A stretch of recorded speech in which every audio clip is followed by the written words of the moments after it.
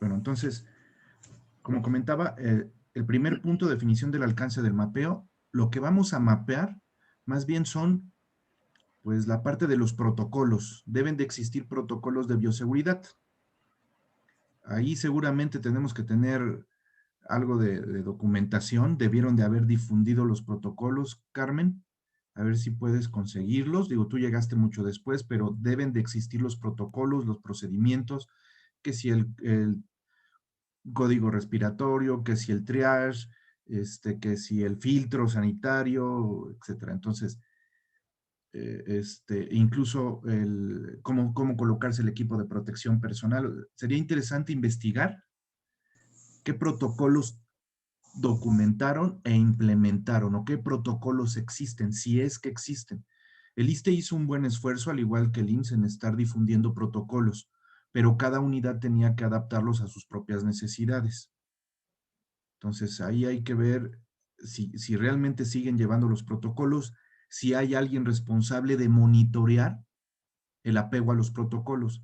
En estricto sentido, en todas las unidades, el responsable de monitorear el apego a los protocolos es, por un lado, el, el epidemiólogo, el área de epidemiología, este, y por otro lado, quizás el subdirector del turno, ¿sí? Son los responsables de asegurarse en conjunto que los protocolos de bioseguridad sanitaria se estén llevando a cabo. En estricto sentido, aunque nos hemos relajado en la mayoría de las instituciones, debería de haber llamémosle procedimiento, llamémosle protocolo de monitoreo o de seguimiento al apego que tiene el personal a estos protocolos de bioseguridad, en el entendido de que una falla en el apego al protocolo de bioseguridad, cualquiera que sea pues aumenta el riesgo de contagio, incluso pudiera ser el origen de algún brote en el hospital. Entonces, de hecho, pues de una u otra forma esto tiene que ver con las IAS, con el tema de las infecciones en el hospital, y por eso es epidemiología quien tiene que estar al pendiente pues que no suceda ninguna infección, que no se salga de control ninguna infección intrahospitalaria. Entre ellas estaría el COVID y el apego por eso a los protocolos de bioseguridad sanitaria. Entonces, ¿qué vamos a ver? Hay que investigar, insisto, primero, si existen esos protocolos en la unidad. Si existen, a ver si los podemos conseguir. Y lo que diga el papel, lo que hayan puesto por escrito nuestras autoridades, ya sea a nivel delegacional o a nivel unidad, suele a veces ser muy diferente a lo que realmente sucede. ¿A qué me refiero? Que a veces el personal, si no se le capacitó adecuadamente, si no se le da seguimiento, si no se le supervisa, llega un momento en el que o no siguen al pie de la letra el protocolo o se relajan en la aplicación y uso de este protocolo. Y insisto, no es uno, debe de haber varios. Empiezan hasta por el uso correcto del equipo de protección personal. Debe de haber un área, y no sé si existe todavía, debe de haber un área donde se colocan el equipo de protección personal y donde se lo quitan. Y hay todo un protocolo para donde un compañero está checando al de al lado para asegurarse de que no se cometan errores al ponerse el traje o al quitarse el traje, si es que están entrando a área COVID. Los protocolos del triage respiratorio también. Sí, El para el código, área COVID se llama transfer, ahí donde se visten. exacto. Y Ujú, el transfer sí hay un área especial. Nada deben más de, que yo necesito investigar lo de lo que está escrito, como dices tú, a ver si se lleva a cabo bien. exactamente.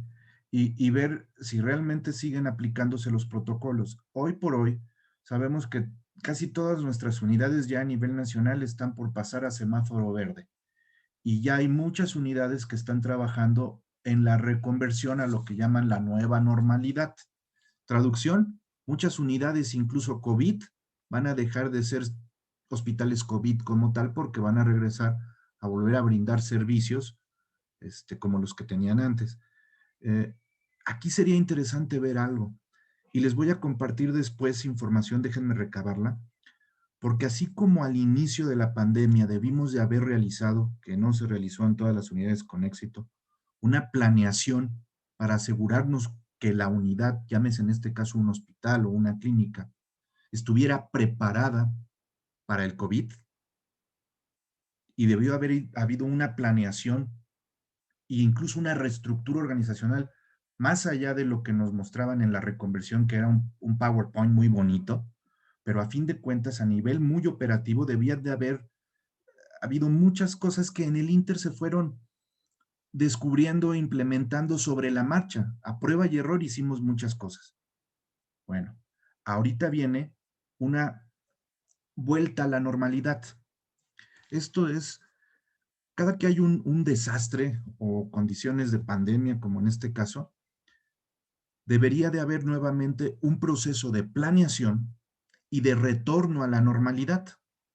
Esto no sucede de manera espontánea, no es así de que el lunes entramos a semáforo verde y ya todo regresa a la normalidad. No, tiene que hacerse de manera gradual y tienen que tenerse seguramente todavía por un periodo de tiempo aún no determinado un apego a los protocolos de bioseguridad. Porque si bajamos la guardia de la noche a la mañana, pueden darse, pues, eventos no deseados, ¿no? Lo que llamamos, a lo mejor, Eventos adversos o no deseados. exactamente, exactamente. ¿Por qué? Pues porque bajamos la guardia. Entonces, voy a recuperar información porque sería interesante en nuestro diagnóstico a lo mejor ver si nuestras autoridades a nivel unidad o a nivel servicio están realizando alguna planeación para el retorno a la normalidad, es decir, gradualmente ir recuperando los servicios y dejándolos, entre comillas, como los teníamos antes del día cero de la pandemia, ¿no? Pero insisto, esto no es de la noche a la mañana. De hecho, hay bibliografía al respecto y tiene que ver con la planeación y recuperación en casos de desastre o en casos de pandemia. Y son protocolos y procedimientos que no nada más se aplican en el sector salud, sino en muchos otros sectores, porque es un retorno a la normalidad, es la recuperación de las operaciones en una normalidad después de un desastre. Y es una recuperación gradual, no hay una recuperación automática, ¿no? No es prender el switch y ya. Entonces, vamos a ver qué vamos a hacer con esa De parte. hecho, Entonces, Arturo y compañeros, un comentario nada más. Aquí en el hospital donde yo trabajo, sí tenemos un transfer de entrada y de salida, perfecto. pero ya los protocolos ya nos están llevando a cabo como la primera ocasión o cuando empezamos, porque ya no hay anteriormente había un enfermero que nos ayudaba a vestirnos y nos apoyaba al desvestirnos también, que nos iba diciendo, primero es esto, y luego esto, y sanitizando y todo. Exacto. Ahorita lo hacemos solos, todo. Tanto vestirnos ahí como podamos, porque el traje del Tyvek es muy difícil, muy complicado de Sí, ponerse y hasta se rompe.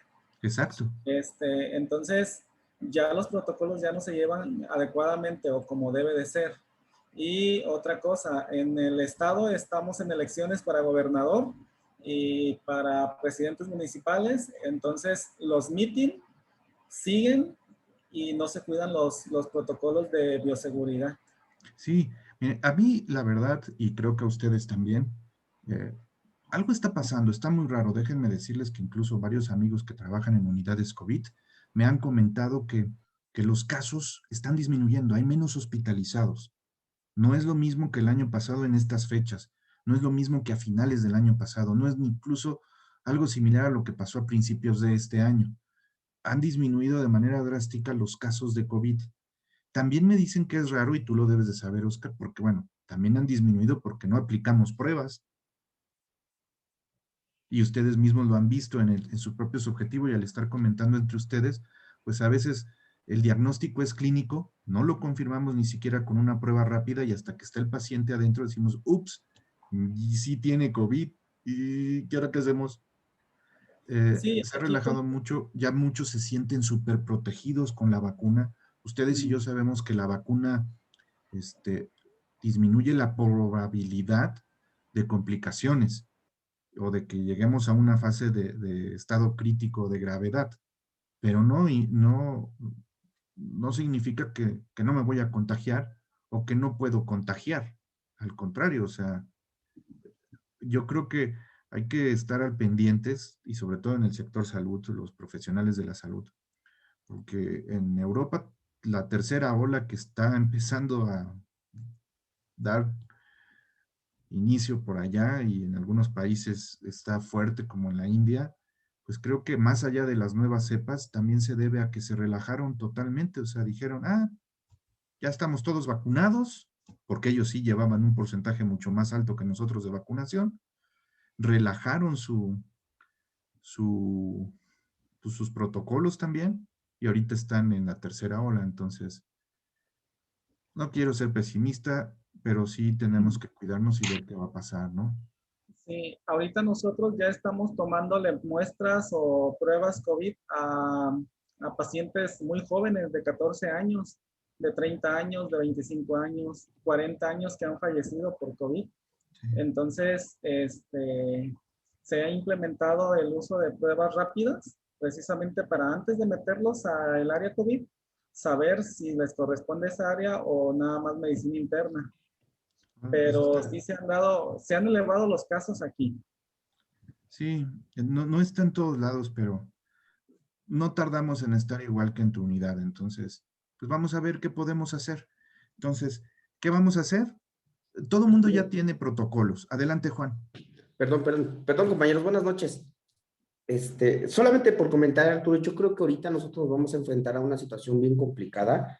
Por ejemplo, ahorita que estamos hablando en el proceso de diagnóstico, y le voy a ser sincero, a nivel nacional, yo creo que a nivel mundial, no ha habido un protocolo, no ha habido todavía una guía de práctica clínica donde se haya estandarizado, se trate de estandarizar propiamente esa parte de la bioseguridad en el sentido de la protección, porque no hay, o sea, no hay como tal una guía práctica clínica donde nos diga, ¿sabes qué? Tienes que hacer esto y esto y esto. Se ha ido transformando y se ha ido innovando, se ha ido creando en el sentido de lo que vamos avanzando. Algo muy, estábamos leyendo precisamente en la semana, aquí en la escuela, donde la OMS emitió un comunicado donde decía que independientemente de que el semáforo transformara o cambiara al semáforo verde, no significa que nosotros íbamos a dejar de utilizar, por ejemplo, el cubrebocas, el lavado de manos, digo, sino que iba a ser algo que se iba a continuar. Es decir, eso de la normalidad, bueno, es entre paréntesis por el semáforo epidemiológico, porque los casos han disminuido, pero no como, bueno, algo de lo que dicen y es muy cierto, la enfermedad no se ha ido como tal y la vamos a seguir manejando y la vamos a seguir. El hecho de que nos vacunaran no significa que ya quedamos inmunes y que ya no vamos a poder, que ya no vamos a enfermar. Claro, sí nos ayuda, sin lugar a duda. Que desaparezca, ¿no? Entonces, digo, ahorita sí esto va a ser un poco medio complicado. De hecho, por ejemplo, estábamos checando a nivel de la Secretaría de Salud, en algún momento comentaban los de los cubrebocas, que decían que el KN95, que ofrece más del 99% y demás, hasta que se aterrizó incluso ahora que con los de tela. Digo, y se manejó esta situación porque de otra forma, bueno, a lo mejor sí teníamos protección y eran desechables, pero por el otro lado se dieron cuenta de que se estaba generando contaminación por ese tipo de Sí. equipos. Entonces, digo, por eso es que se han ido así como que se ha ido manejando esta parte de ir creando, innovando en el tratamiento propio. Digo, hasta la fecha, después de un año y meses de pandemia, no hay un tratamiento estandarizado a nivel mundial para el tratamiento de COVID. Es decir, se dan medicamentos asintomáticos. ¿Qué significa? Tiene fiebre, bueno, ponle este. O ponle este. O si no es alérgico, bueno, pues cámbiale.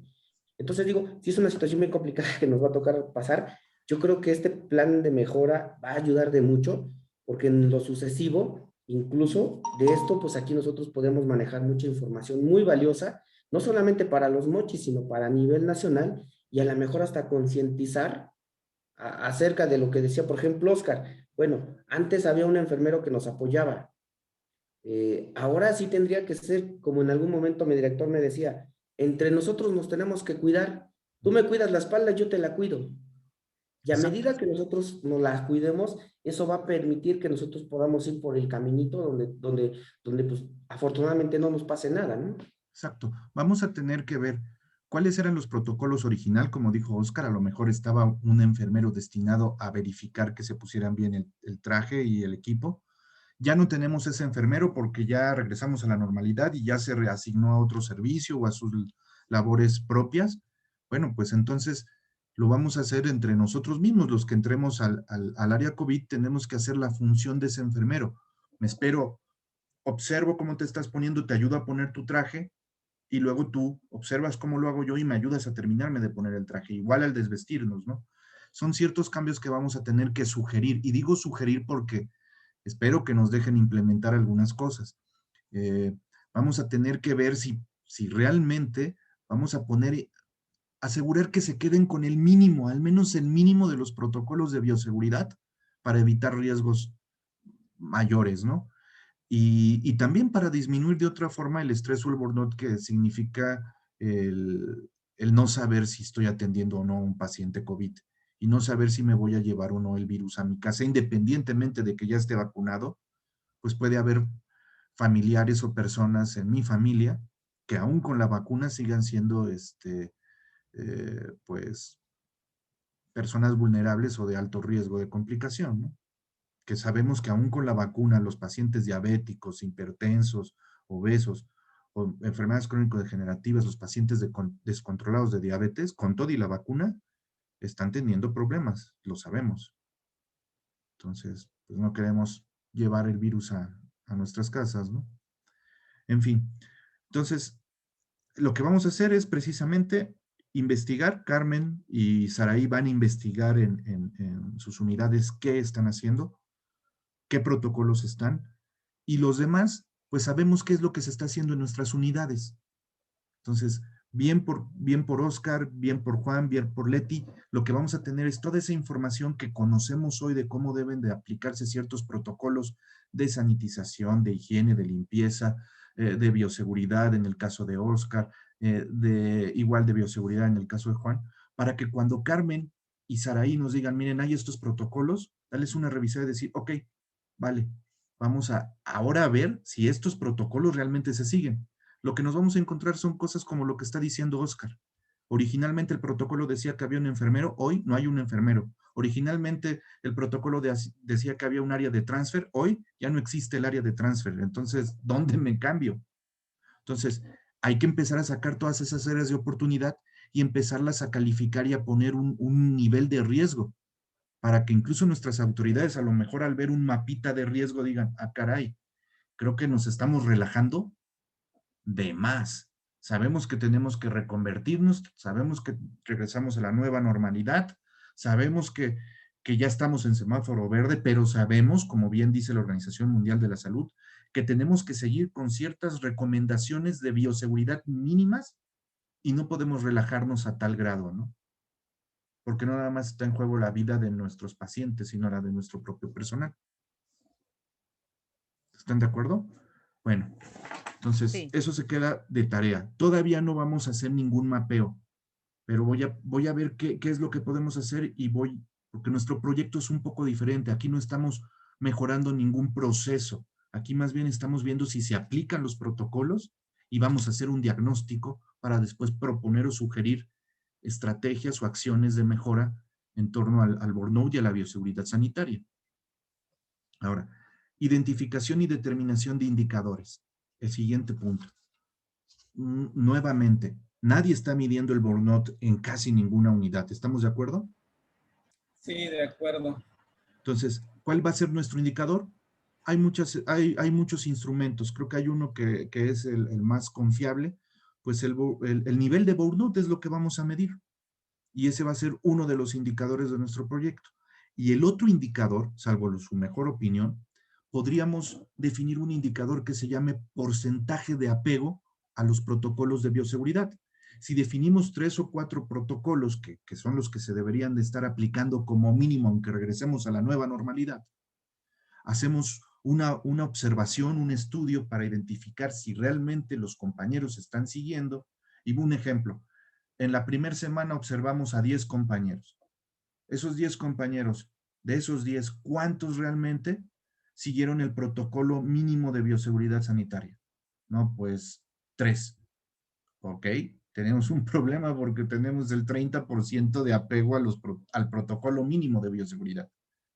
Si de 10 días, pues estamos de lujo, no hay nada que hacer por el lado de bioseguridad y nos vamos solo a burnout.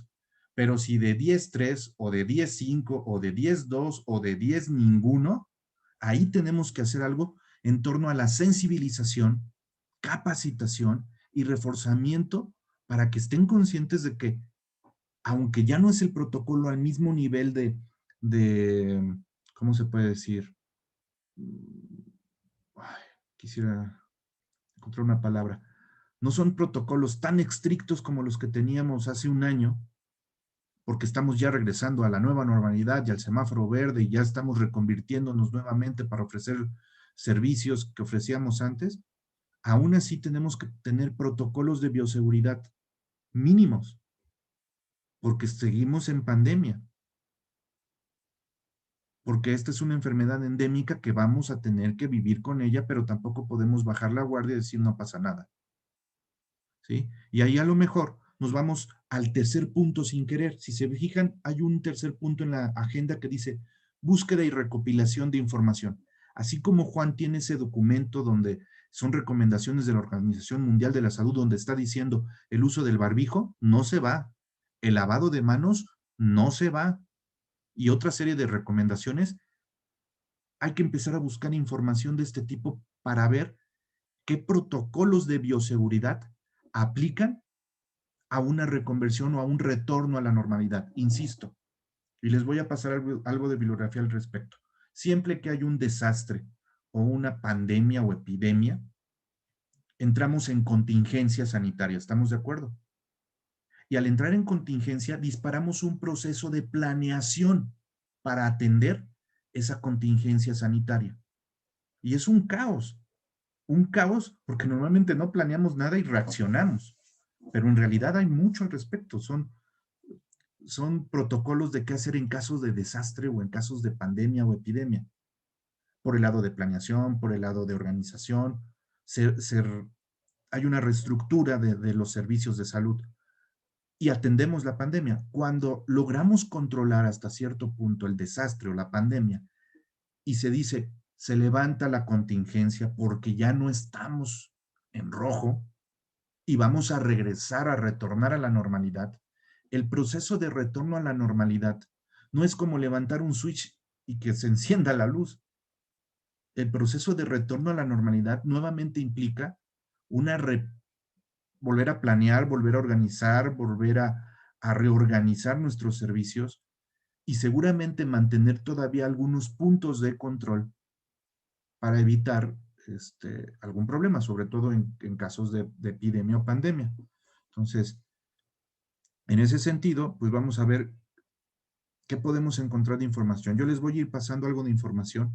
Incluso, por ejemplo, yo tengo un documento de la Organización Mundial de la Salud que habla de un checklist que en su momento recomendaban y decía un checklist para que un hospital se preparara para hacer COVID. Y se los voy a pasar. Y era un checklist de cómo tenía, todo lo que tenía que tener un hospital, no desde el punto de vista así puntual, sino más bien cómo se tenía que reorganizar. Incluso hablaban, por ejemplo, de que debía de haber un equipo de comunicación para dar la cara a la ciudadanía o a la derechohabiencia. Algo que sabemos que no existe en ningún hospital, ¿estás de acuerdo? No generaron ese equipo de comunicación. Tenía que haber un equipo, por ejemplo, encargado de las compras o el abastecimiento. Tampoco lo tuvimos. O sea, si aplicamos ese checklist, vamos a darnos cuenta y nos vamos a sentir frustrados porque nos vamos a dar cuenta que ni el 50% de nuestros hospitales estaba preparado para la pandemia con todo y que eran hospitales COVID. Ahora bien, había incluso un documento, y se los voy a compartir, que era un plan para tener todo listo y dar atención en las condiciones de desastre o de pandemia. También dudo mucho que lo hayan generado. Ahora, insisto, la teoría nos dice que en casos de desastre hay una fase de preparación, hay una fase de planeación, hay una fase de atención del desastre o pandemia, y cuando lo logramos controlar y se levanta la contingencia, viene una nueva fase de planeación, reorganización, para un retorno gradual a la normalidad. Algo que honestamente, salvo que ustedes me digan y alcen la mano y digan, sí, yo ya tengo en mis manos y ya leí toda la planeación de retorno a la normalidad y del paso a paso de la reconversión para regresar a la normalidad. ¿Es así, Juan? ¿Tú lo conoces o ya lo tienes? ¿Oscar? ¿Leti?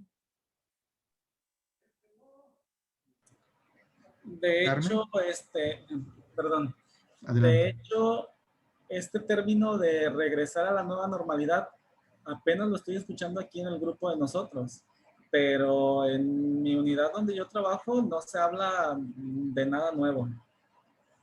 Ok.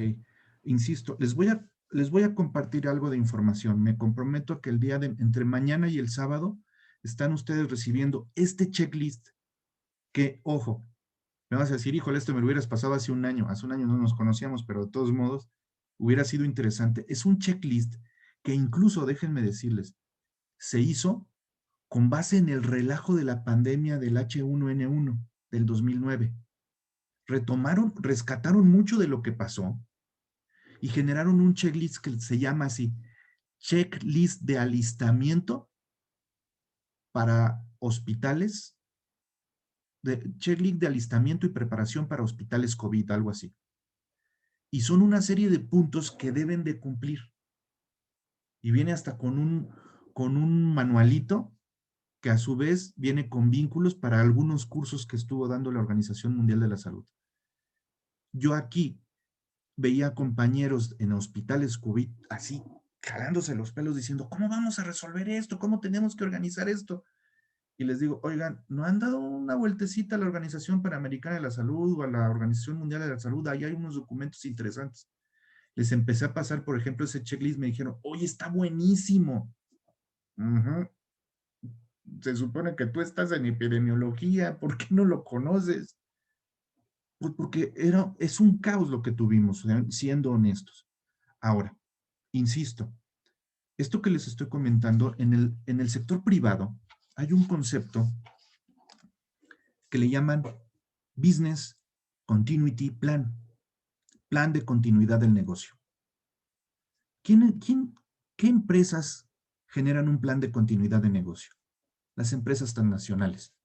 Coca-Cola, BMW, Volkswagen, General Electric, cualquier empresa transnacional que ustedes se imaginen, por el tamaño y porque están en varios países, tienen algo que se llama plan de continuidad de negocio. ¿Qué es eso del plan de continuidad de negocio? Aunque no lo crean, es un documento donde dicen qué hacer en caso de desastres. Se van a reír, pero hay, hay documentos donde se especifica qué hacer, por ejemplo, en caso de que, de que haya una erupción volcánica cerca de la planta donde tú estás trabajando y se destruya la planta.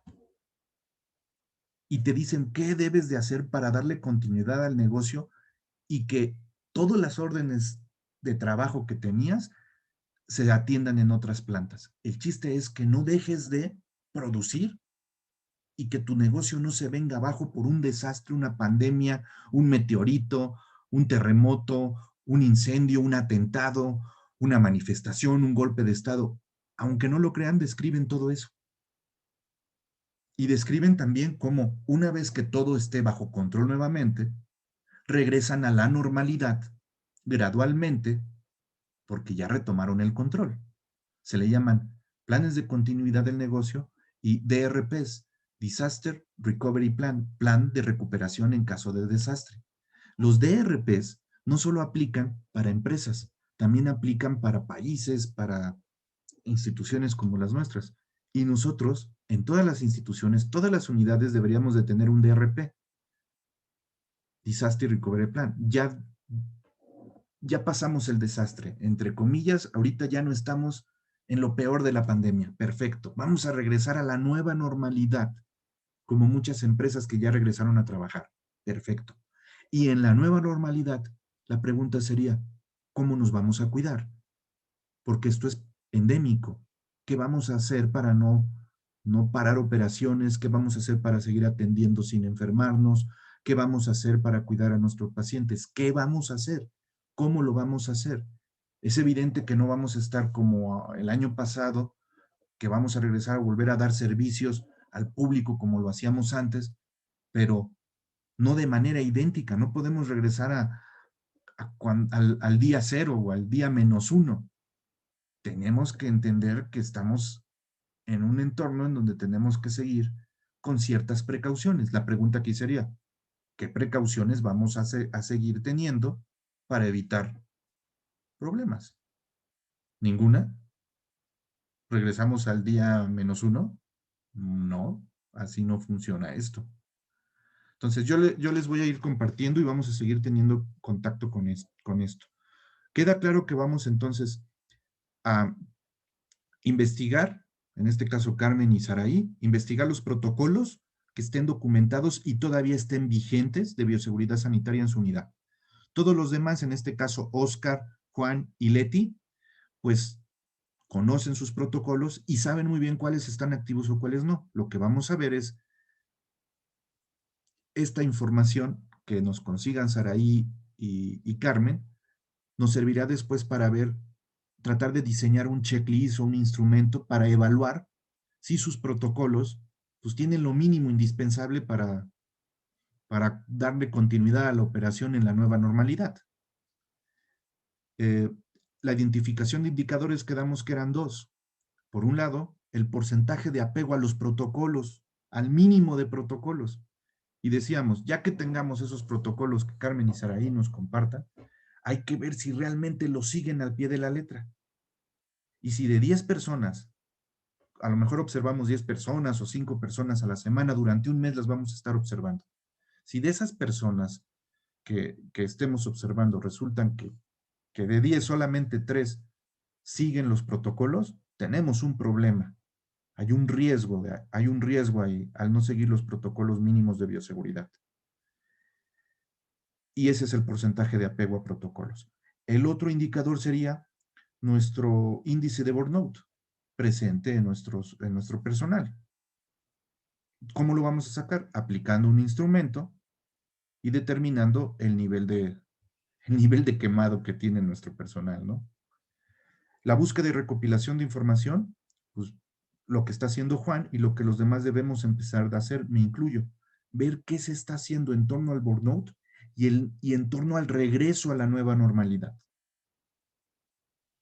En temas de salud, o sea, la nueva normalidad, insisto, no es sube el switch y ya estamos como antes, ¿no? No pasa nada, ya no uses cubrebocas, ya relájate porque ya estamos en semáforo verde y todo está perfecto. No, no es cierto. Tan no es cierto, Oscar, que por eso te están pidiendo que apliques pruebas, porque el semáforo verde solamente es para efectos políticos. Sí. ¿Vale? Sí, Tan no es cierto. Así lo creo, sí. Ok. Ahora, vamos al siguiente punto, el punto número 4, las líneas de tiempo, y voy a compartir una pantalla. Ok, denme un segundo. Equipo 4. Ahorita todavía no vamos a hacer el cronograma, pero quiero que vayan viendo esto. Miren.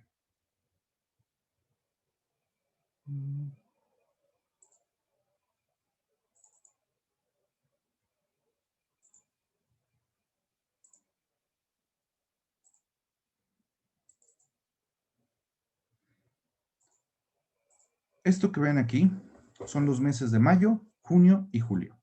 Hoy estamos a día 20 de mayo. Déjenme quito este. Hoy estamos a 20 de mayo. En realidad, nuestro cronograma de trabajo tiene que estar listo para el día 31 de mayo. El cronograma de trabajo de la fase de diagnóstico. ¿Qué es el cronograma de trabajo? Es un plan de trabajo. El concepto básico del plan de trabajo es el siguiente. Vamos a tener una tarea o actividad, un objetivo a alcanzar con esa tarea o actividad, y vamos a tener que asignar responsables. A veces va a ser Oscar, a veces va a ser Leti, a veces va a ser Juan, a veces va a ser Carmen y Saraí, otras va a ser Juan y Leti, no lo sé, ya nos organizaremos. Ahorita no sabemos todavía exactamente qué vamos a estar haciendo, pero cuando definamos ya con mayor precisión en el transcurso de estos días cómo vamos a hacer nuestro diagnóstico, ya podremos decir exactamente qué actividades vamos a hacer, cuándo las vamos a iniciar y cuándo las vamos a terminar. Esto de la desviación en tiempo ahorita no aplica. Es cuando ya ejecutemos el plan, pues vamos a saber si vamos en tiempo o tenemos una desviación. Los recursos son qué recursos vamos a utilizar o ocupar. ¿Sale? Ahora, con esas líneas de tiempo, las deadlines son las fechas límite. Si para el día 31 tiene que estar listo nuestro cronograma, hoy es 20, quiere decir que en realidad tenemos 1, 2, y son naturales, 3, 4, 5, 6, 7, 8, 9, 10, 11 días para terminar nuestro cronograma. ¿Sale? De hecho, sin querer con lo que estamos dejando ahorita de tarea, vamos a ganar algo de tiempo incluso para algunas actividades del diagnóstico. ¿Están de acuerdo? Estamos como que adelantando un poquito.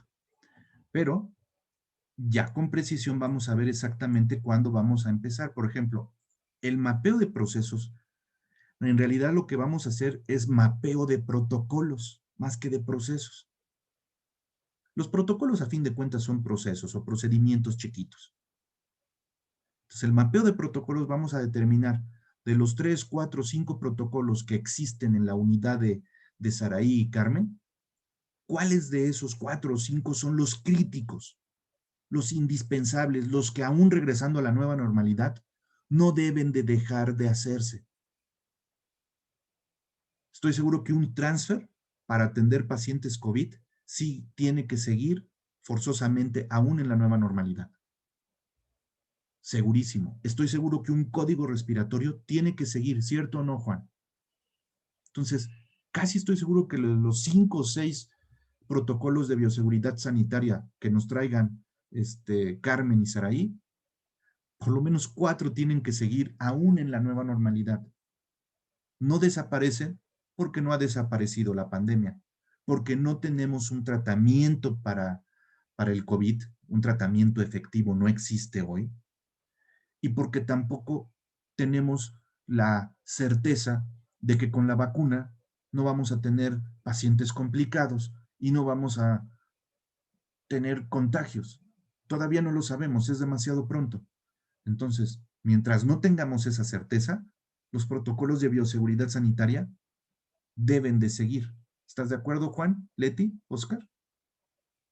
Bueno. Muy de acuerdo. Lo que sigue son identificación de áreas de oportunidad. Esto va a estar interesante.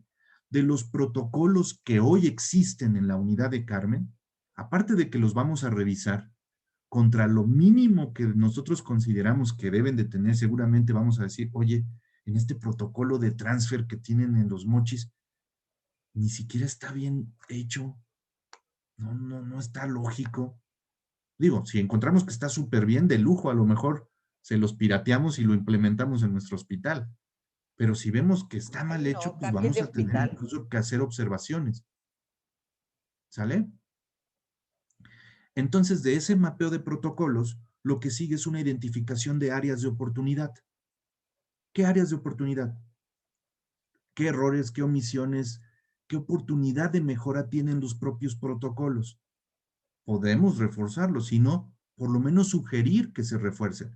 Y si realmente Saraí logra conseguirnos la autorización de sus jefes, que dice que son muy abiertos, pues los jefes van a estar encantados de que le hagamos una revisión y un ajuste a esos protocolos para que realmente estén fuertes, estén blindados. ¿Están de acuerdo? Ahora, lo que sigue sería definición y selección de alternativas de solución, matriz de acciones de mejora. ¿Qué pasa? A la par de estar haciendo la identificación de áreas de oportunidad en los protocolos, vamos a estar aplicando,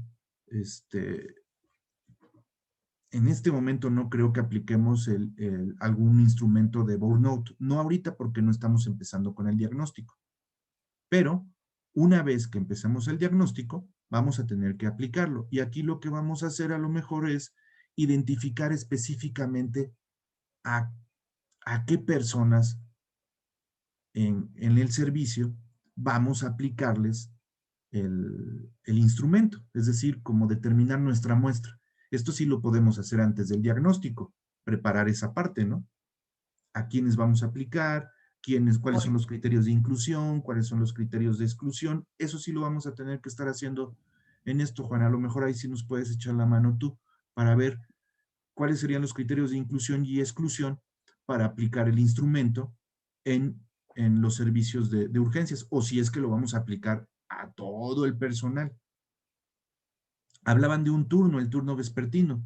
Si no son muchas personas, pues podemos aplicarlo a todos, ¿no? Me preocuparía a lo mejor si fueran en matutino, vespertino, nocturno y jornada acumulada, porque a lo mejor ahí sí sería mucho el personal, ¿no? Y recordemos que no estamos en los mochis, entonces las únicas dos personas que tendrían la carga fuerte para aplicar los instrumentos serían Carmen y Saraí. Entonces, si lo dejamos solamente con el turno vespertino, podríamos aplicarlos a todos, pero aún así hay que definir los criterios de inclusión y exclusión para el estudio de burnout, ¿no? Entonces, si se fijan, lo que estoy marcando en color rojo, y son tentativas, son fechas. Por ejemplo, el mapeo de procesos tendría que estar listo para junio 11. La identificación de áreas de oportunidad para 18, porque el día 1 empezaríamos nuestro diagnóstico. Y nuestro diagnóstico tendría que estar terminado para el día 16 de julio. El día 16 de julio todo tiene que estar terminado. Si se fijan, el diagnóstico se integra de esto. Determinar la línea base del proyecto de mejora. ¿Cuál es la línea base? La situación actual del proyecto de mejora. Dado que no estamos mapeando ningún proceso de atención clínica en ningún servicio, nuestra línea base realmente va a ser lo que vamos a investigar en torno a la aplicación de la bioseguridad. Y determinaremos en su momento también lo del burnout, pero del burnout, como no tenemos línea base, como nunca se ha hecho un estudio, en realidad, después de aplicar el diagnóstico, vamos a saber cuál es el índice de burnout en el personal de salud de la unidad de los mochis. Del otro sí podemos sacar nuestro propio indicador, el porcentaje de apego que existe en el hospital. Ojo, tampoco lo vamos a tener ahorita, pero durante la ejecución del diagnóstico es que vamos a estar observando, vamos a determinar qué, cómo, cuándo y dónde Carmen y Saraí van a realizar estas observaciones de los protocolos de bioseguridad para tomar notas y poder realmente determinar cuál es el nivel de apego a los protocolos de bioseguridad. Con estos dos datos, el nivel de apego a los protocolos de bioseguridad existente en la unidad y el índice de burnout, tenemos el insumo para nuestro proyecto. Tenemos la situación actual de manera cuantitativa y cualitativa porque vamos a saber también con mayor precisión qué vamos a estar haciendo. Al final, vamos a tener que estar definiendo la descripción del problema o situación actual. Aquí son fechas tentativas. Estos números rojos es mi propuesta de las fechas límite. Por ejemplo, a más tardar el día 3 de julio, deberíamos de tener listo la descripción del problema o situación actual, es decir, la primera parte de mi documento de diagnóstico. Lo del mapeo y análisis de procesos, que en este caso son de protocolos de bioseguridad, junto con el diagnóstico del índice de burnout, debería de estar a más tardar para el 7 de julio. Todas estas fechas que ven aquí son fechas propuestas. Quiero que le den una revisada. Terminando esta reunión, lo que les voy a enviar es esto. Insisto, los números rojos son la fecha de las que no nos podemos pasar. Así como del día 31 tenemos que tener listo el plan de trabajo para el diagnóstico, el día 16 de julio tendríamos que tener listo nuestro diagnóstico, nuestro documento de diagnóstico ya totalmente terminado, y creo que 1.5 meses para un diagnóstico de este tipo, creo que es suficiente. ¿Estás de acuerdo, Juan? Ahora, estos son solamente acuérdense, los números rojos son, yo les llamo deadlines, son las fechas límite de las que no nos podemos pasar. Y vuelvo al punto, son sugeridos, entonces, Por ejemplo, el mapeo de procesos ya terminado, ya documentado, debería de estar el día 7 de julio. Ya en nuestro documento de diagnóstico. Sin embargo, el día 11 de julio debería de estar terminado nuestro mapa de procesos o nuestro mapeo de protocolos. ¿Qué pasa si nosotros decimos, sabes que no va a estar el 11, va a estar el 15? No hay ningún problema, o sea, son fechas límite que nosotros vamos a jugar. Esas fechas límite, ¿para qué nos sirven? Para que después podamos llenar y sepamos exactamente la fecha fin de cierta tarea. Y ya nada más, en función de eso, saber exactamente qué va a estar haciendo Oscar en la semana del 7 al 11 de junio. ¿Qué va a estar haciendo Leti? ¿Qué va a estar haciendo Juan? Algunos van a estar trabajando en paralelo, otros van a estar trabajando en alguna actividad, pero saber exactamente qué estamos haciendo cada uno de nosotros, me incluyo, para el diagnóstico del proyecto. ¿Vale? Estas son las líneas de tiempo. Ahora, el punto número 5 eran los primeros pasos en la elaboración del cronograma. Todavía no vamos a dar esos primeros pasos. Quiero que primero analicen esta parte, las líneas de tiempo y lo que platicamos de la definición y alcance, que en este caso es de los protocolos, identificación y determinación de indicadores. Piensen si habría algún otro indicador que pudiéramos nosotros generar, porque no existen, los vamos a generar de cero. La búsqueda de recopilación de información, esta sí ya incluso pueden empezar a hacerla, y todo lo que ahorita recopilemos de información es tiempo ganado en la ejecución del proyecto. ¿Estamos de acuerdo? Sí. Las líneas de tiempo, analicen estas líneas de tiempo. Lo único que no podemos pasar es el 31 de enero de mayo, perdón, debe de estar terminado el cronograma de trabajo, y el 16 de julio debe de estar listo todo nuestro diagnóstico. ¿Qué es esto? Esto que está aquí son los capítulos o las secciones de nuestro documento. ¿Qué documento? Ahorita se los muestro. ¿Se acuerdan de este documento de diagnóstico del proceso? La plantilla que les había pasado es esto. 1, 2, 3, 4, 5. El último punto son conclusiones. Es exactamente esto, miren. Conclusiones. Y lo último es, lo juntas todo en el documento y tenemos el documento de diagnóstico, que es el que les acabo de terminar ya lleno, el día 16 de julio. Pero para llegar a llenar ese documento, hay que hacer un buen de trabajo previo, que es la ejecución de nuestro diagnóstico de burnout y el monitoreo de los protocolos de bioseguridad para determinar el nivel de apego al mismo. ¿Alguna duda? ¿Duda, Leti? ¿O queda más o menos claro? Con confianza, Leti. No, sí está claro. Pero yo quisiera saber si vamos bien o nos regresamos en cuanto a los objetivos. Los No sé si objetivos estén que yo bien vi del hechos. diagnóstico, todavía no quiero entrar a los del proyecto. Los objetivos del diagnóstico me parece que están perfectos. De hecho, aquí están. Ok. Y salvo lo que ustedes me digan, Y es el primer había que punto es hacer alguna determinar. modificación, palabras, no sé. No, igual y lo vamos a modificar un poco, pero están bien. Determinar Ok. si el personal de enfermería de los servicios de urgencias conocen y aplican los protocolos. Incluso aquí es donde entra nuestro indicador de porcentaje de apego. Es decir, Ujú. qué tanto nuestras enfermeras o personal se está pegando a los protocolos. Luego el siguiente, identificar las consecuencias del desgaste físico y psicológico. Esto es burnout. Y valorar la optimización del personal de enfermería de los servicios de urgencia como factor determinante.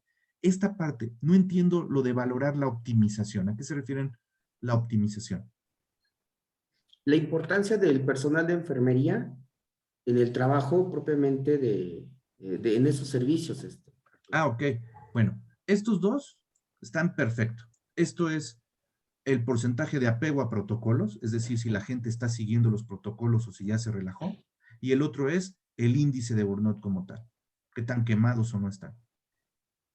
Y esto nos va a permitir emitir una recomendación, sugerencias, para valorar la optimización o para valorar al personal de enfermería.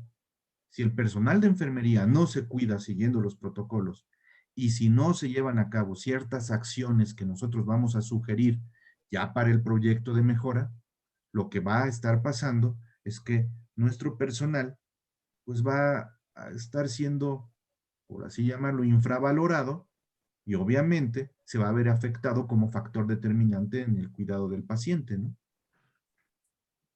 ¿Sí? Una persona desgastada, psicológica, físicamente, una persona que no se apega a los protocolos, díganme si no va a tener por consecuencia y por obvio resultado, pues va a haber afectada la atención de un derechohabiente. ¿Cómo lo va a haber afectado? Si estoy hasta el gorro, no voy a ser muy sensible ante mi paciente, ni lo voy a atender de la manera más adecuada. Olvidemos calidad, ya ni con calidez.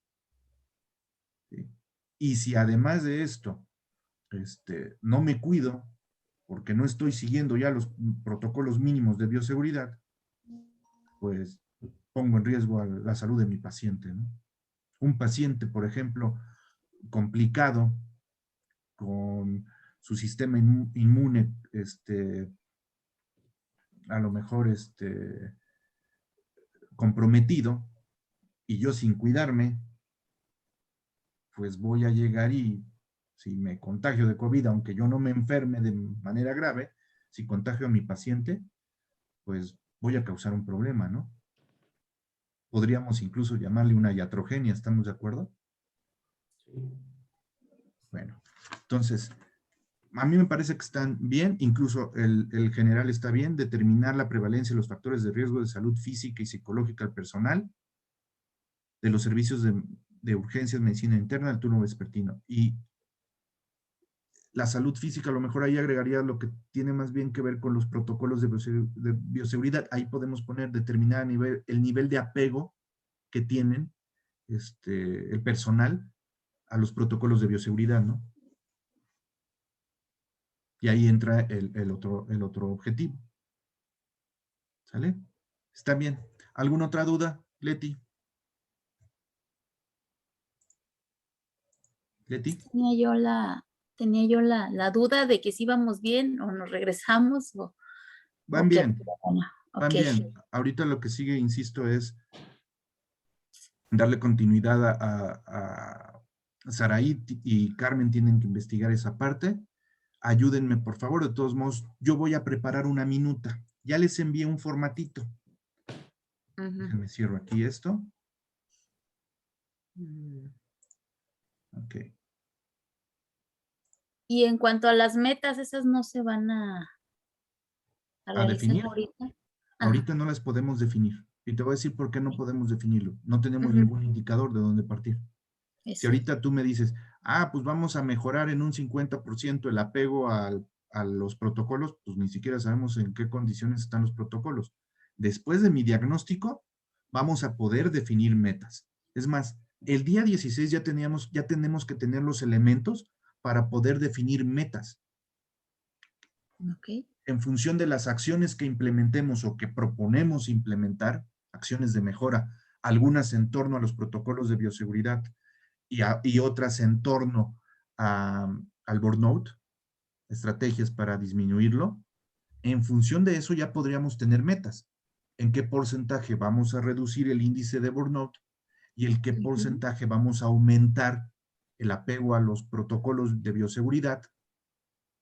Y al mismo tiempo, al aumentar el apego a los protocolos de bioseguridad, se disminuyen ciertos riesgos. Quizás por ahí podamos ver otros indicadores que en torno a la bioseguridad habrá que ver si los puede conseguir Carmen y Saraí. ¿Qué otros indicadores podrían ser? Por ejemplo, en algunos hospitales, y estoy seguro que ahí el área de epidemiología o alguien tiene que estar llevando eso, tienen el número de contagios o personas que han sido contagiadas por estar en el área COVID. De hecho, los aíslan, ¿están de acuerdo o no? Y se les da seguimiento. Una vez que determinas que una persona está contagiada, aplicas prueba, la aíslas, la mandas a su casa y la estás monitoreando. ¿Cuántas personas se han contagiado en los últimos 3, 4, 5 meses? ¿Sí?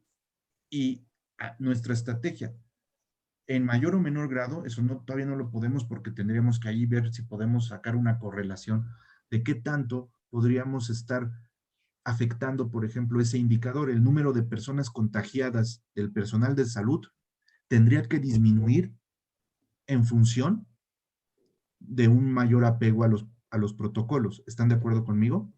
Sí. Nada más que ahí no quisiera yo aventurarme todavía. Hay que echarle coco de cómo podríamos relacionar y si nos meteríamos hasta allá porque sería comprometernos mucho en ese sentido. ¿Están de acuerdo? Tal vez yo sí me pueda yo aventar el compromiso junto con ustedes, decir, vamos a aumentar el porcentaje de apego, es decir, que las personas estén sensibles y se apeguen a los protocolos de bioseguridad. Pero de eso a atreverme a decir, en función del apego, vamos a disminuir en 30% los contagios de personal en el hospital, no, porque a veces no tiene que ver con el apego a los protocolos de bioseguridad. ¿A qué me refiero? Yo conozco un par de hospitales donde hay una persona monitoreando el apego. Y está de lujo, porque no han tenido casi contagios. Y los pocos contagios que han tenido han sido externos. ¿A qué me refiero con externos? El personal se relaja y se va a una fiesta. Eso ya no tenemos control sobre eso. ¿Estamos de acuerdo? Sí. Bueno, entonces les mando para que le vayan dando una revisada como equipo. ¿Sale? Y lo comenten en el chat. Y cualquier duda me pregunten a mí, si quieren, a través del chat del equipo o a través del chat privado. ¿Sale? Ahora, les decía yo voy a hacer la minuta de la reunión del día de hoy. Ya tengo preparado aquí un formatito, miren. Es este. De ahora en adelante, cada reunión que tengamos, vamos a hacer minuta. Ahorita, por el tiempo y demás, no lo vamos a hacer ahorita. A partir de la próxima sesión, uno de ustedes va a ser el encargado, no siempre, uno de ustedes, y lo vamos a elegir o se va a proponer, va a ser el encargado de llevar la minuta. Es muy fácil de llenarla. Aquí no se trata de decir, Arturo dijo esto, Leti dijo esto, Juan dijo eso. Realmente es un resumen de lo que vimos en la reunión. Lo que más importa de una minuta son los acuerdos y compromisos. ¿Qué se queda como acuerdo y compromiso el día de hoy? Bueno, que Carmen y Saraí van a investigar qué protocolos Se llevan a cabo. se llevan a cabo de bioseguridad sanitaria en su unidad Ajá. y van a tratar de conseguirlos. ¿Qué otro punto de acuerdo o compromiso, más bien de compromiso, se queda? Por ejemplo, que yo les voy a enviar el archivito esto con las líneas de tiempo. ¿Qué otro punto se queda? Y ese ya es como acuerdo y compromiso de todos, que vamos a estar investigando sobre protocolos de bioseguridad, sobre índice de burnout, vamos a estar documentándonos de proyectos similares que se hayan llevado a cabo. ¿Para qué? Nadie descubre el hilo negro y quizás podamos ver que hay cosas que ya se están haciendo y rescatar algunas cosas para nuestro proyecto de mejora o para nuestro diagnóstico, ¿vale? Otro punto, yo acordé y me comprometí a empezarles a enviar información que tenga que ver, por ejemplo, les voy a compartir lo del checklist de alistamiento COVID y les voy a compartir también sobre esto de planeación y recuperación de desastres, ¿no? Y cómo es el retorno a la normalidad. Este es otro compromiso. ¿Qué otro compromiso, por ejemplo, ahorita vamos a tener? Lo de, pues básicamente, hay otro que les voy a aventar ahorita a ustedes. Miren, tengo un archivo, también en Excel, que es este. Dice, calendario, rol de líderes, ¿sí se alcanza a ver? Rol de líderes, equipo 4.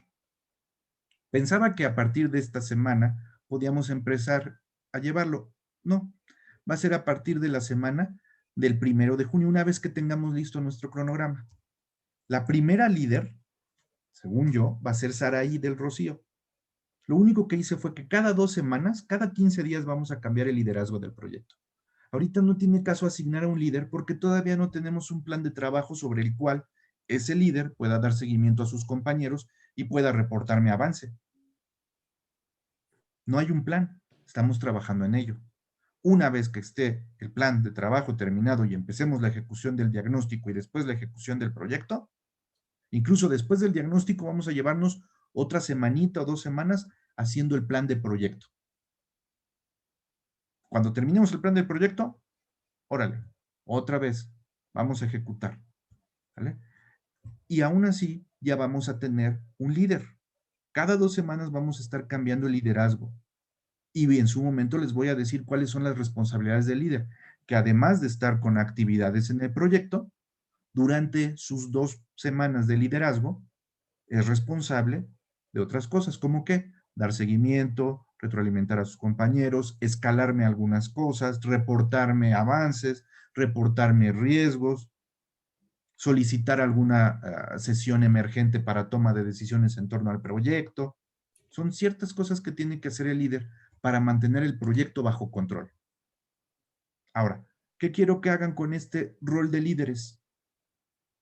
Quiero que lo revisen. ¿Para qué? Por ejemplo, yo aquí puse que Juan va a ser líder en la semana 19, que es la del 20 al 26 de septiembre, y la semana 20, que es del 27 de septiembre al 3 de octubre. ¿Qué pasa si Juan tiene programadas sus vacaciones justo en esa fecha? No hay que ser mala onda, o sea, no hay que poner a Juan de líder en una semana en donde no va a estar. Incluso, ojo, vayan viendo lo de sus vacaciones, tenemos que saberlo. ¿Para qué? Para no asignarte actividades en tus 2 semanas de vacaciones que vas a tener, a lo mejor en lo que viene del año, ¿no? Y tenemos que tener en cuenta que durante esas 2 semanas, un compañero ni puede ser líder, ni le podemos asignar chamba. ¿Por qué? Vamos a darle chance que se vaya a vacaciones. Típicamente nuestros jefes no hacen eso porque no planean. Y como no hacen eso, dicen, ¿sabes qué? Cancélales las vacaciones a Juan, que se regrese de donde esté para que haga esto que se entrega el lunes. O que no se regrese, pero tienes a Juan en el hotel con su familia, en la alberca, y Juan en la habitación, trabajando en un plan de trabajo o en un documento o en algo que tiene que entregar el día lunes en lugar de poder estar con su familia. ¿Por qué? Porque no se hizo una planeación adecuada. No cometamos ese error y planeemos tomando en cuenta que algunos de nuestros compañeros van a tener vacaciones programadas, respetemos sus vacaciones. Ya si un compañero dice, yo quiero aprovechar mis 2 semanas de vacaciones que no voy a salir para adelantar el proyecto. Perfecto. O para ir a Los Mochis, Sinaloa. Pero ya es decisión propia. Ya no es una imposición ni del líder ni del equipo. Ya es decisión propia. Y puede ser, ¿eh? Puede ser que, ¿qué pasa si llevamos un atraso? Y en tus vacaciones no planeabas salir. Y el atraso ya es de 3 semanas. Por X, Y o Z, se nos atrasó el proyecto. Ah, pues a mí no me importa, yo tengo mis 2 semanas y hay que se hagan bolas mis compañeros. No, pues igual y les echamos la mano, ¿no? ¿Sabes qué? Pues voy a dedicarme un tiempo de mis vacaciones a hacer lo que a lo mejor yo mismo me atrasé durante el proyecto, ¿no? Entonces, pues voy a aprovechar de mis 2 semanas de vacaciones una semana para recuperar el atraso que tengo. Está bien, pero vuelvo al punto. Revisen este rol para ver qué ajustes le hacemos. A lo mejor, ¿sabes qué? Juan no va a estar en la semana 19-20. Se va a cambiar con Carmen. Carmen se pasa para la 19 la 20 y Juan se pasa para la 21-22. ¿Vale? Y ojo, al líder también lo vamos a estar evaluando. ¿Quién lo va a evaluar? Lo va a evaluar el equipo. Hay una evaluación de liderazgo que vamos a estar aplicando a cada líder. Y tranquilos, porque durante todo lo que resta del diplomado, no vas a tener oportunidad de liderar 4 o 5 veces a tu equipo. Entonces, si tu primera evaluación de liderazgo sale mal, la segunda, la tercera, la cuarta, ya no va a salir mal. Y lo importante es que vas a saber exactamente en dónde necesitas mejorar tu liderazgo. ¿Quién te lo va a decir? Tus propios compañeros. No vas a saber quién, eso es lo padre, porque es una evaluación donde no sabes quién está diciendo qué, pero es algo que tienes que cambiar para mejorar tu liderazgo. ¿Sale? Y eso es efectivo. Ya con el tiempo ustedes se darán cuenta que a veces los mejores equipos son aquellos con un líder que acepta la crítica y la retroalimentación abierta de sus compañeros, porque el líder está para servir al equipo. Entonces, si el equipo dice, jefe, me estás fallando en esto y necesitamos que mejores esto, y uno lo tolera y lo cambia, para adaptarse al equipo, el equipo se va a ir para arriba y el resultado también. ¿Sale? No muchos jefes aceptan la crítica o retroalimentación. ¿Sí? Creen que no va con el nivel jerárquico que tiene. Y sí, es algo que no debería de suceder. Bueno, les envío esto y yo hago la minuta, ¿sale? Ok. Ahora, para la próxima, alguien va a estar a cargo de la minuta y también, ay, ya no veo a Salió Oscar porque iba a entregar turno. Entregar perfecto, turno. está bien, lo retroalimentamos y todo está grabando esto.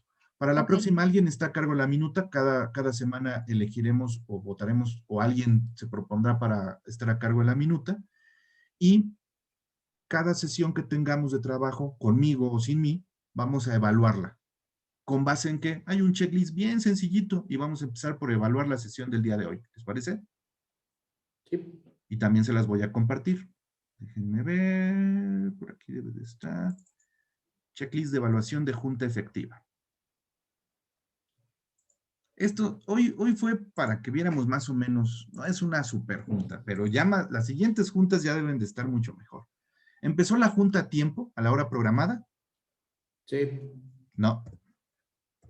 Debimos de haber empezado a las 8.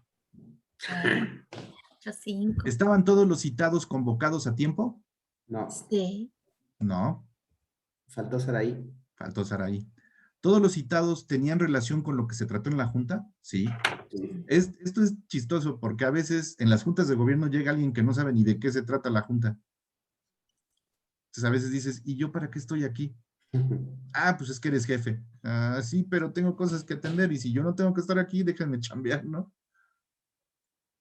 Ahorita, al principio todos vamos a estar en las juntas, pero quizás hay algunas juntas de trabajo donde si Juan ya está atendiendo alguna actividad y él está en lo suyo, y la junta de trabajo se va a ver otra tarea o otra actividad, a lo mejor Juan no va a estar presente, no tiene por qué, él está en lo suyo.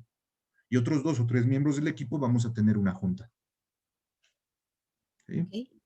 ¿Había una agenda de temas a tratar? Sí, en este caso la propuse yo, y a lo mejor yo voy a proponer las primeras 3 o 4 agendas. Después las agendas las proponen ustedes, y nadie llega en ceros, porque la agenda se envía con mucho tiempo de anticipación. ¿Para qué? Para que me prepare yo para la junta. No se vale llegar a la junta y decir, bueno, ¿y de qué se va a tratar? ¿Qué vamos a ver? No, pues es que ya tenías que haber traído esta información. No, me hubieran avisado. Es que te avisamos. Mandamos la agenda hace una semana. ¿Dónde debías ya de traer esta información? No la traigo. ¿Qué pasa si es el punto principal o crítico de la junta? No hay junta. Exacto. Entonces, las agendas son importantes, los puntos a tratar son importantes. ¿Había una agenda? Sí. Sí. ¿Se llegó a conclusiones claras y precisas? ¿Se definieron acuerdos y compromisos? Sí. Sí. ¿Se asignaron responsabilidades y fechas en lo referente a acuerdos y compromisos? Sí. Sí. ¿Cuáles son? Las tareas de ustedes son para la próxima junta, Exacto. que las tenemos el martes de la semana entrante, y las tareas mías son para mañana o más tardar el sábado. Tengo que empezarles a enviar la información. Y por favor, si se me olvida, recuérdame, Leti, tú eres buena para eso. ¿Dale? Sí. Ok. ¿Se resumieron los puntos importantes al concluir la junta? Sí, por eso está la minuta. Perfecto. Sí. ¿Existió un moderador? No. Y como no existe un moderador, Arturo habla y habla y habla y habla y habla. ¿La reunión se la realizó sin interrupciones? Sí. ¿Vale? Sí. 70%. En esta primera reunión sacamos 7. A partir de la próxima reunión, vamos a tener un moderador. ¿Quién va a ser? No lo sé, lo definimos. Lo que sí es, ¿quién va a ser el que lleve la minuta a la siguiente reunión? Digo, yo les voy a enviar el formato, ya lo tienen de hecho en sus correos, pero les voy a enviar el ejemplo de esta primera minuta. ¿Quién lleva la minuta de la siguiente reunión? ¿Quién se la avienta? ¿Quién dice yo? Si gustan, yo. ¿Quién? Ah, Carmen, ¿verdad? Valiente. ¿Carmen? ¿Me ganó Carmen? Soy Oscar. Ah, no, ¿Oscar? Sí. Ok, perfecto, Oscar. Va, entonces tú llevas la minuta a la siguiente reunión. Y la minuta de hoy, yo la hago con base en lo que vimos el día de hoy, ¿sale? La subo mañana o se las comparto mañana, más tardar el sábado. Y este video lo voy a subir también, ¿sale? Ahí Ok. está muy bien.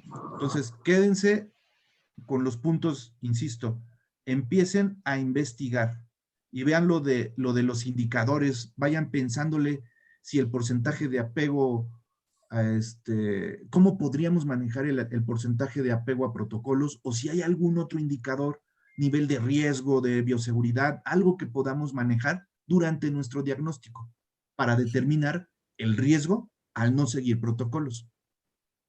Vean si algún instrumento podemos aplicar y si no, lo vamos a tener que diseñar de cero nosotros. ¿Sale?